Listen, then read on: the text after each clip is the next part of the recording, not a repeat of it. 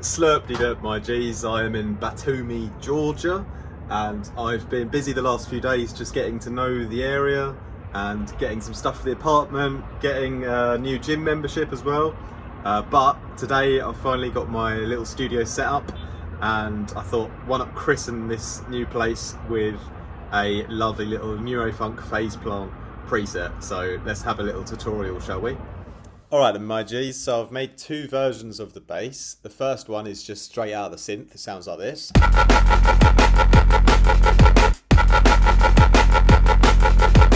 And the second version is a little chopped up one, which sounds like this.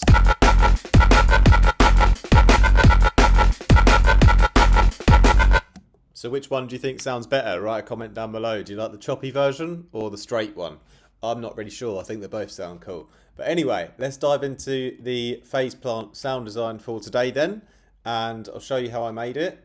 And I'll probably take off my sunglasses so I can actually see the TV. So what I've done is I've made the bass using two sine waves detuned from each other. That's creating the main movement. So we've got a sine wave at -24.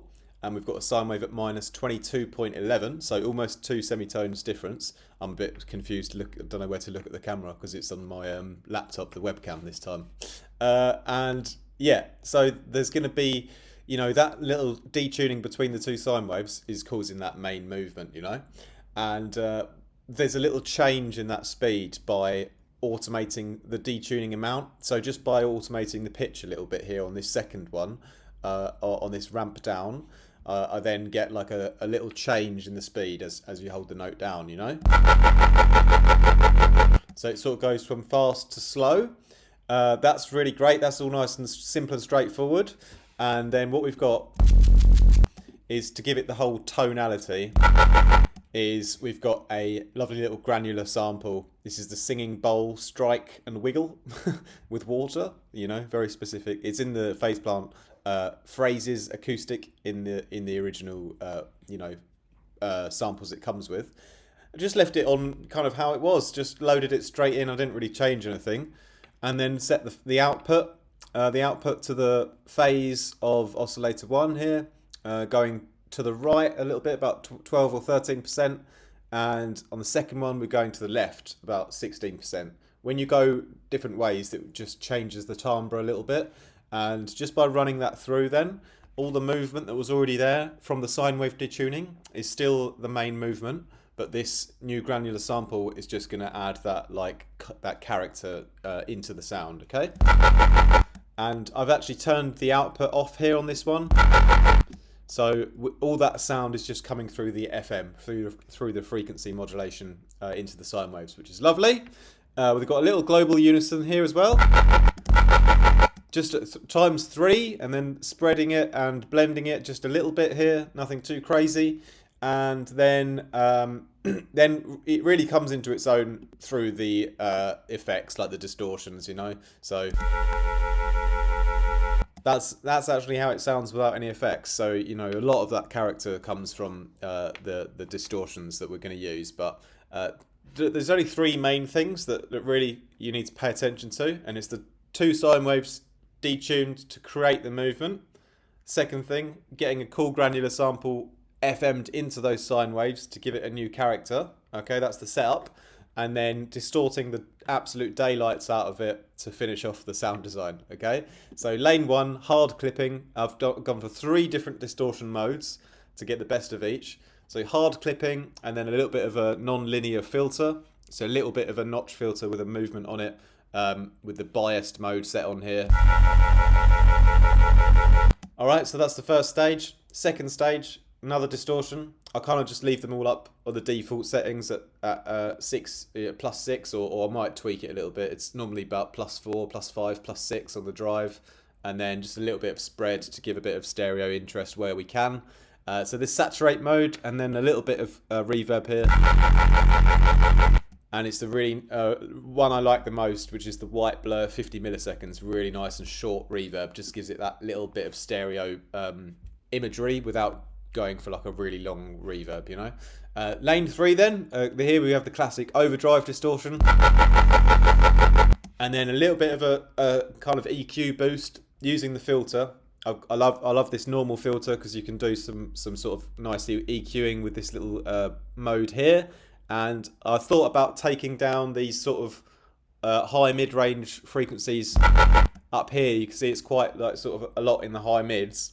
I thought about taking it down, but then I thought, no, you know what? I'm just going to boost the other area before it, and then that would balance it out that way. So I'm balancing out the sound with a boost instead of cutting it in this regard. That's not the right word. In this example, perhaps, yes. It just kind of sounded nice like that, you know.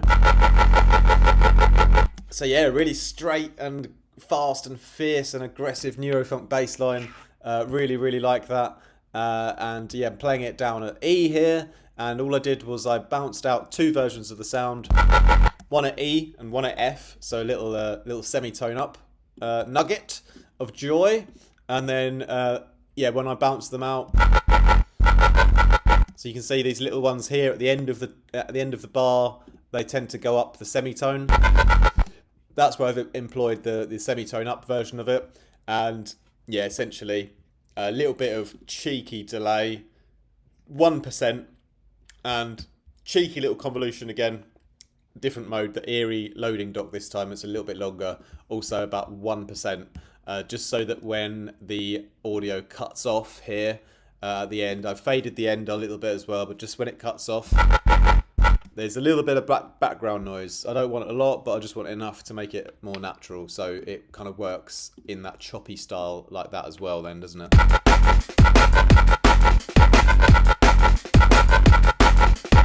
Yeah, really like that.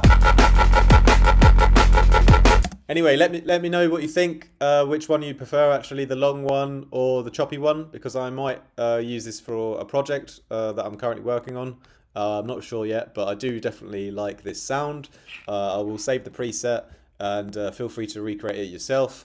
And if I do end up making a new bass lizard, yeah, I will probably make a new phase plant preset pack in the next few weeks, but yeah, no rush for that because there's loads on my website already. You can download like all the other phase plant ones and vital presets, and there's so much content there to keep you going for a while, I think. Anyway, let's jump back out on the balcony and say bye to the beautiful view. So anyway, yeah, I'm going to be here for like another 3 or 4 weeks, and I wanted to come here for my birthday, a little bit of traveling and working online. And yeah, I'm really enjoying it so far though. Got a great little gym down the road as well. And yeah, feels nice and settled. Just got to make some new friends here now. But anyway, if you guys still want mentorship, I'm still available for lessons as always.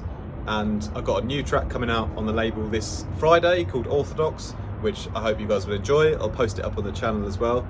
And until then, have a great rest of your day. Ciao, ciao. Love you lots.